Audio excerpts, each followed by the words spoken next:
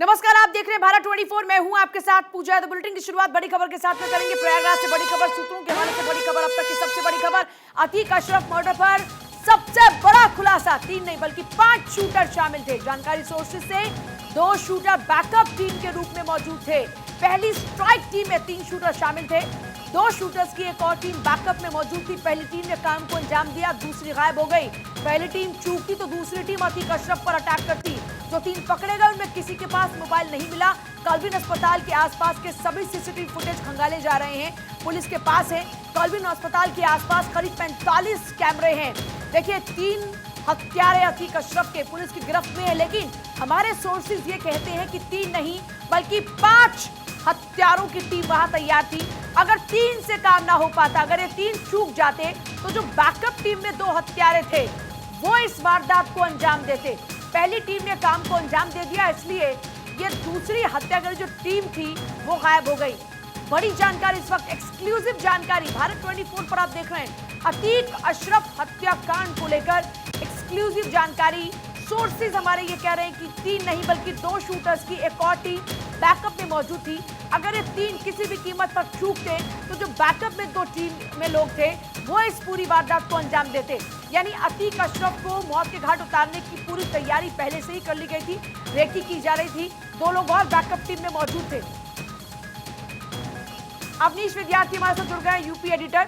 अवनीश, ये तो बहुत बड़ी जानकारी है। एक नहीं बल्कि 2 प्लान तैयार थे। अगर प्लान ए ना कामयाब होता तो प्लान बी को एग्जीक्यूट किया जाता। ये इसीलिए अटेम्प्ट बार बार अलग अलग तारीखों को तय किए गए थे। पहले जब अतीक अहमद जिस दिन कोर्ट में पेश होने वाला था, उस दिन उसकी हत्या की कोशिश थी।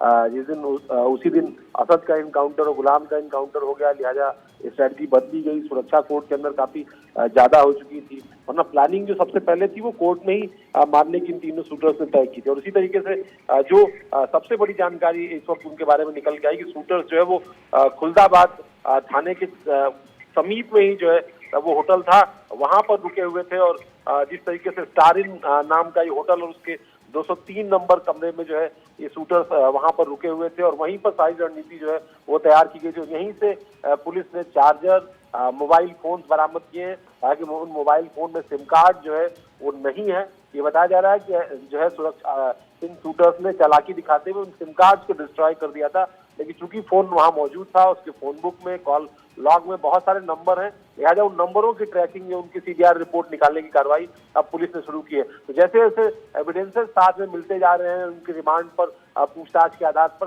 वैसे वैसे कार्रवाई और तेज हो रही है। और उनके पीछे जो चेहरे हैं उनको उनके करीब जो है वो पुलिस इन्वेस्टिगेशन पहुंच रही है। जी, इस बीच ये जानकारी भी थी कि इनके कुछ और करीबियों को भी हिरासत में लिया गया, जिनसे पूछताछ की जा रही है।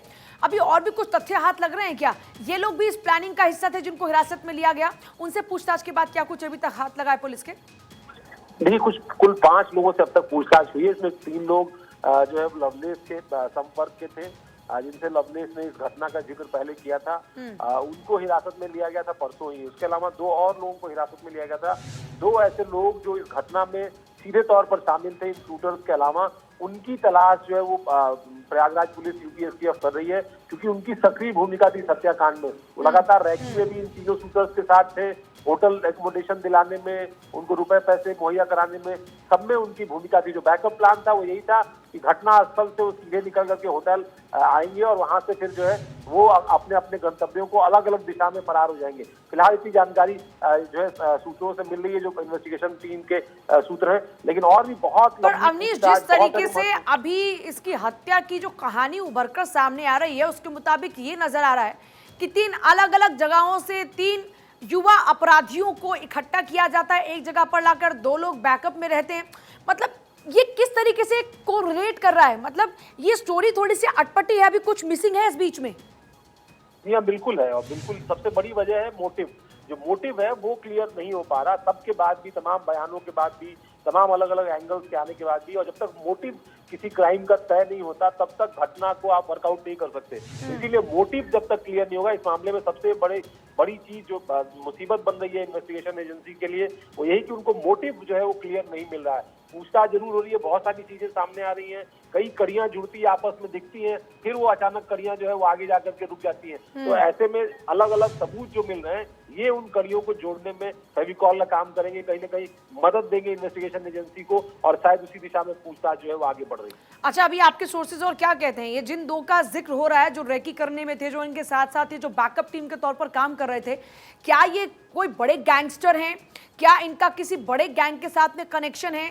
मतलब ये लोग हैं कौन? इस बारे में कोई जानकारी अभी तक आपके हाथ लगी है क्या?